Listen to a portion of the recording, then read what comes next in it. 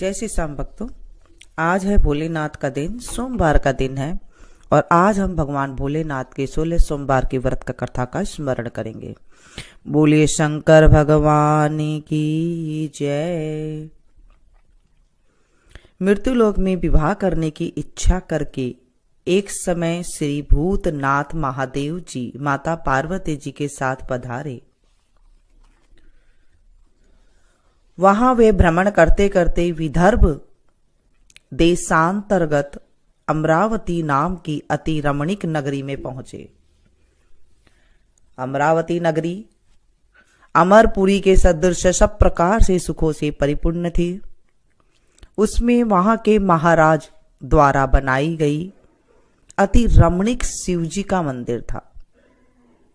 उसमें भगवान शंकर भगवती पार्वती के साथ निवास करने लगे। एक समय माता पार्वती प्राणपति को प्रसन्न देखकर मनो विनोद करने की इच्छा से बोली, हे महाराज, आज तो हम तुम दोनों चौसर खेले। शिवजी ने प्राण प्रिया की बात को मान लिया और चौसर खेलने लगे। उस समय इस स्थान पर मंदिर का पुजारी मंदिर में पूजा करने को आया। माता जी ने ब्राह्मण से प्रश्न किया, पुजारी जी बताओ, इस बाजी में दोनों में किसकी जीत होगी? ब्राह्मण बिना विचारे ही शीघ्र बोल उठा, महादेव जी की जीत होगी। थोड़ी देर में बाजी समाप्त हो गई और पार्वती जी की विजय हुई। अब तो पार्वती जी ब्राह्मण को झूठ बोलने का अपराध के कारण शाप देने का उद्यत हुई। तब महादेव जी ने पार्वती जी को बहुत समझाया, परंतु उन्होंने ब्राह्मण को कोढ़ी होने का शाप दे दिया। कुछ समय बाद पार्वती जी के शापवश पुजारी के शरीर में कोढ़ पैदा हो गया। इस कारण पुजारी अनेक प्रकार के दुखी रहने लगे। इस तरह के कष्ट भोगते हुए बहुत दिन हो गई। एक दिन देवलोक के अप्सराएं शिव जी की पूजा करने उसी मंदिर में पधारी और पुजारी के कोढ़ के कष्ट होने को देख बड़े दया भाव से उससे रोगी होने का कारण पूछा। पुजारी जी ने संकोच सब बातें उनसे कह दी। वे अप्सराएं बोली, हे पुजारी, अब तुम अधिक दुखी मत होना, भगवान शिव जी तुम्हारे कष्ट को दूर कर देंगे। तुम सब व्रतों में श्रेष्ठ 16 सोमवार के व्रत भक्ति भाव से करो।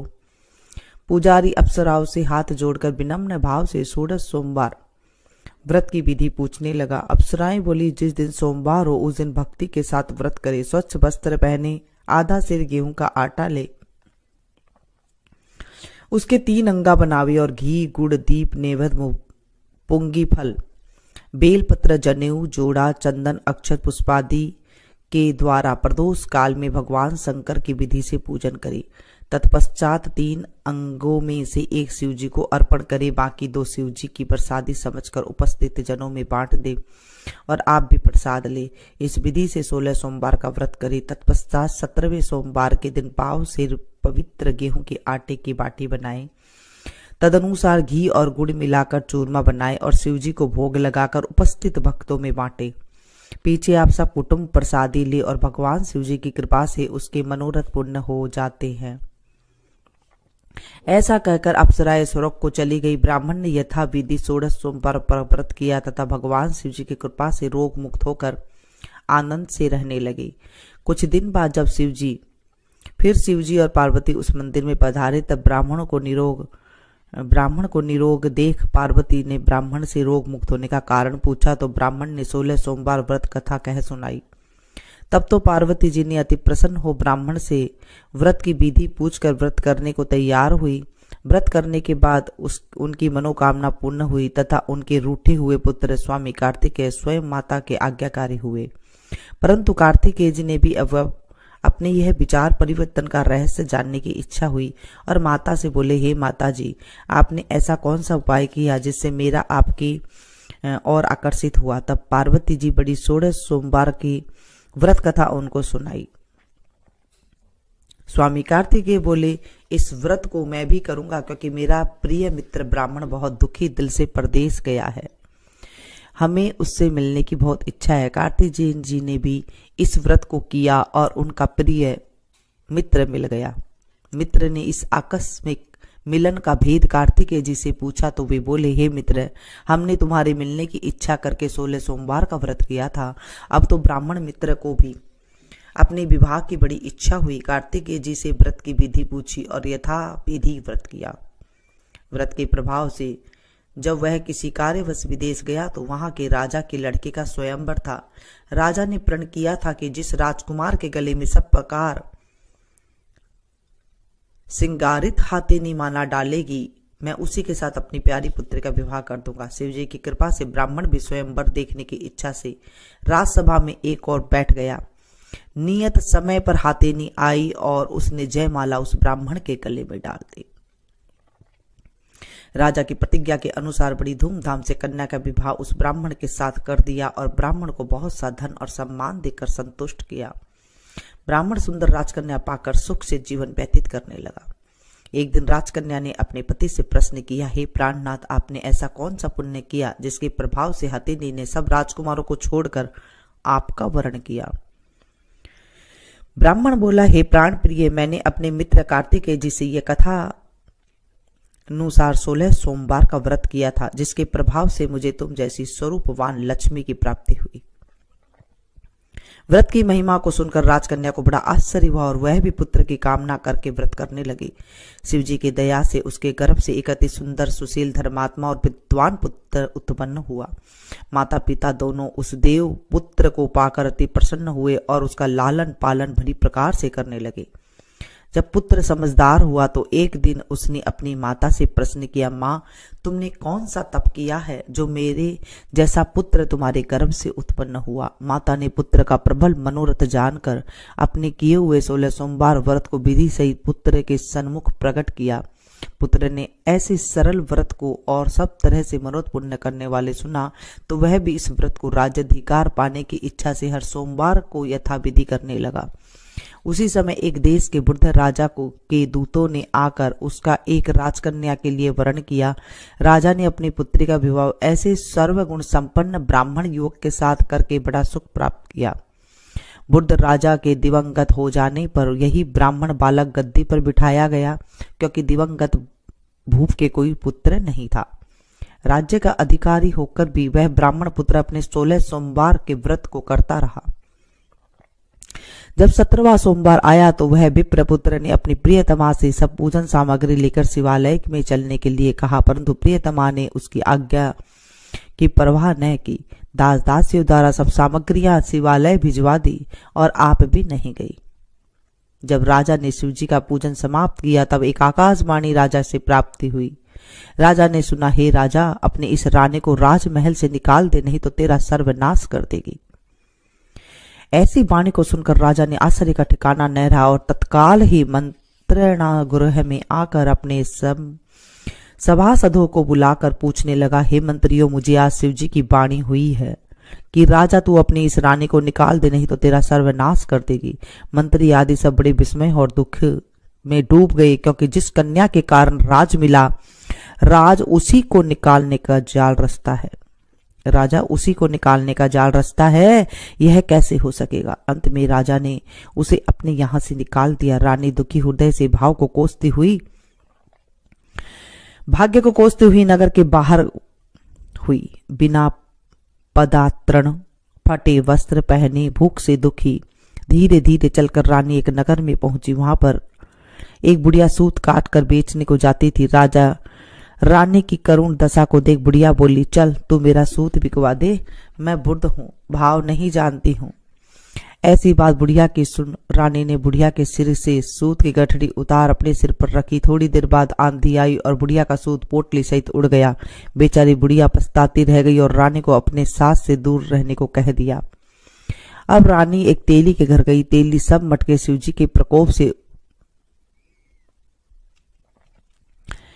कारण उसी समय चटक गई। ऐसी दशा देख तेली ने रानी को अपने घर से निकाल दिया। इस प्रकार रानी अत्यंत दुखी पाती हुई सरिता के तट पर गई तो सरिता के समस्त जल सूख गया। तत्पश्चात रानी एक वन में गई। वहां जाकर सरोवर में सीढ़ी से उतर पानी पीने को गई। उसके हाथ से जल का स्पर्श होते ही सरोवर में नील कमल के सदृश जल में असंख्य कीड़े पड़ गए और वह गंदा हो गया। रानी ने भाग्य का दोषारोपण करते हुए उस जल को पान करके पेड़ की शीतल छाया में विश्राम करना चाहा। वह रानी जिस पेड़ के नीचे जाती उस पेड़ के पत्ते तत्काल ही गिरते रहते। वह वन सरोवर जल की ऐसी दशा देखकर गऊ चराते ग्वालों ने अपने गुसाई जी से कहा, जो जंगल में स्थित मंदिर के पुजारी थे। कही गुसाई जी के आदेशानुसार ग्वाले रानी को पकड़कर गुसाई जी के पास ले आए। रानी ने मुख कांति और शरीर शोभा देख गुसाई जी जान गए कि अवश्य ही कोई विधि की गति की मारी कुलीन अबला है। ऐसा सोच पुजारी ने रानी से कहा, पुत्री, मैं तुमको पुत्री के समान रखूंगा, तुम मेरे आश्रम में ही रहो, मैं तुमको किसी प्रकार का कष्ट नहीं होने दूंगा। गुसाई जी के ऐसे वचन सुन रानी को धीरज हुआ और वह आश्रम में रहने लगी। परंतु आश्रम में रानी जो भोजन बनाती उसमें कीड़े पड़ जाते, जल भर के लाती तो उसमें कीड़े पड़ जाते। अब तो गुसाई जी भी दुखी हुआ और रानी से कहा, हे बेटी, तेरे पर कौन से देवता का कोप है जिससे तेरी ऐसी दशा हो गई है। पुजारी की बात सुन रानी ने शिव जी की पूजा करने की न जाने की बात सुनाई तो पुजारी शिव जी महाराज के अनेक प्रकार की स्तुति करते हुए रानी से बोले, पुत्री, तुम सब मनोरथ के पुण्य करने वाले 16 सोमवार का व्रत करो, उसके प्रभाव से अपने कष्ट से मुक्त हो सकोगी। गुसाई जी की बात मानकर रानी ने 16 सोमवार का व्रत को विधिवत संपन्न किया और 17वें सोमवार को पूजन के प्रभाव से राजा के हृदय में विचार उत्पन्न हुआ कि रानी को गए बहुत समय व्यतीत हो गया है, न जाने कहाँ कहाँ भटकती होगी, उसे ढूंढना चाहिए। यह सोच रानी को तलाश करने चारों दिशाओं में दूत भेजे हुए तलाश करते हुए पुजारी के आश्रम में रानी को पाकर पुजारी से रानी को मांगने लगे, परंतु पुजारी ने उनसे मना कर दिया तो दूत चुपचाप लौट गए और आकर महाराज के सन्मुख रानी का पता बतलाने लगे। रानी का पता पाकर राजा स्वयं पुजारी के आश्रम में गए और पुजारी से प्रार्थना करने लगे, महाराज, जो स्त्री आपके आश्रम में रहते हुए मेरी पत्नी है, शिव जी के कोप से मैंने उसको त्याग दिया था। अब इस पर से शिव जी का कोप शांत हो गया, इसलिए मैं इसे लेने आया हूँ, आप इसे मेरे साथ जाने की आज्ञा दे दीजिए। गुसाई जी ने राजा के वचन को सत्य समझकर रानी को राजा के साथ जाने की आज्ञा दे दी। गुसाई की आज्ञा पाकर रानी प्रसन्न होकर राजा के साथ महल में गई। नगर में अनेक प्रकार के बधावे बजने लगे। पंडितों ने विविध वेद मंत्रों का उच्चारण करके अपनी राज रानी का स्वागत किया। ऐसी अवस्था में रानी ने पुनः अपनी राजधानी में प्रवेश किया। महाराजा ने अनेक तरह के ब्राह्मणों को दानादि देकर संतुष्ट किया, याचकों को धन धान्य दिया। नगर में स्थान स्थान पर सदा व्रत खुलवाए जहां भूखों को खाने को मिलता था। इस प्रकार से राजा शिव जी की कृपा का पात्र हो राजधानी में रानी के साथ अनेक तरह के सुखों का भोग करते हुए सोमवार का व्रत करने लगे। विधिवत शिव पूजन करते हुए इस लोक में अनेक अनेक सुखों को भोगने के पश्चात शिवपुरी को पधारे। ऐसे ही जो मनुष्य मनसा वाचा कर्मणा भक्ति सहित 16 सोमवार का व्रत पूजन इत्यादि विधिवत करता है, वह इस लोक में समस्त सुखों को भोग कर अंत में शिवपुरी को प्राप्त होता है। यह व्रत सब मनोरथ को पूर्ण करने वाला है।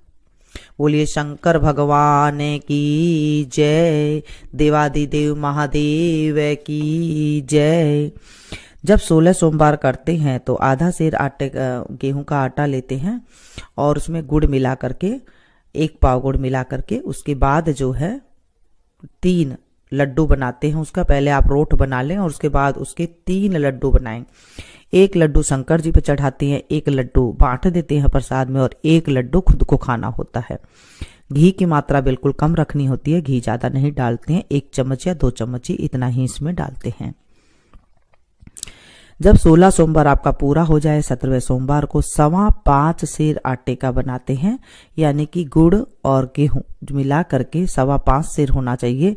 इतना करके इस आटे का चूरमा बनाते हैं, बना करके रोटी बना करके, और उसके बाद गुड़ के साथ उसे मिला करके थोड़ा सा घी डाल करके बना करके ये चूरमा बनाया जाता है। फिर मंदिर में जैसे चढ़ाते हैं वैसे चढ़ाएं और आपके लिए 1 लड्डू रख लेते हैं और बाकी सारा प्रसाद हर जगह बांट देते हैं। ऐसे ही इस व्रत का उद्यापन किया जाता है।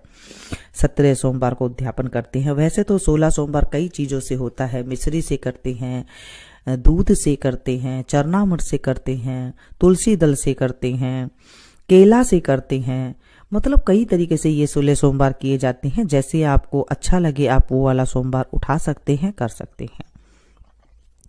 16 सोमवार में सिर्फ ये मीठा ही खाना होता है, एक टाइम खाना होता है। अगर आपने चाय लेते हैं तो सुबह आप चाय ले सकती हैं, उसके साथ अगर आपसे नहीं रहा जाता है तो कुछ बादाम वगैरह भिगो करके जो लेते हैं वो आप ले सकते हैं। शाम को भी आप थोड़ा सा ले सकती हैं, लेकिन नमक नहीं खाना होता है 16 सोमवार में। इस तरह से ये व्रत किया जाता है। जिनकी लड़कियों की शादी नहीं होती है वो इसलिए भी व्रत रखते हैं, और कोई भी काम ना हो तो उसके लिए भी ये व्रत रखा जाता है। और कथा कहानी कहने के बाद अगर आप व्रत भी नहीं कर सकते हैं तो आप कथा कहानी कर लें। आप लड्डू जैसे आप चढ़ाते हैं वैसे आप चढ़ा सकते हैं, क्योंकि आजकल शरीर ऐसा नहीं है। कई बार बोल देते हैं कि मैं 16 सोमवार करूंगी और उसके बाद फिर करा नहीं जाता है तो दिक्कत पैदा हो जाती है। तो आप इस तरह से कथा कहानी कर लें और आप लड्डू बना करके इस तरह से चढ़ा सकते हैं। उसके बाद आपको जो है आरती करनी चाहिए। चलिए हम आरती करते हैं भगवान भोलेनाथ की। बिल्कुल पुराने जो हमारी आरती है वही आज हम गाएंगे। कर्पूर गौरम करुणावतारम संसार साराम भुजगेन्द्रहारम सदा वसंतम हृदयारविंदे भवं भवानी सहितं नमामि। शीस गंग अर्धंग पार्वती सदा विराजत कैलासी नंदियो भृंगी निरत करत है, नंदियो भृंगी निरत करत है। गुण भक्तन शिव के दासी शीतल मंद सुगंध पवन जहाँ बैठे हैं शिव अविनाशी। करते गान गंधर्व सप्त सुर राग रागनी अति गासी। यक्ष रक्ष भैरव जहाँ डोलत बोलत है बन के वासी। कोयल शब्द सुनावत सुंदर भंवर करत है गुंजासी। कल्प ध्रुव में अरु पारिजाति तरु लाग रहे हैं लक्ष्यासी। कामधेनु कोटिक जहाँ डोलत करत फिरत है वीक्षासी।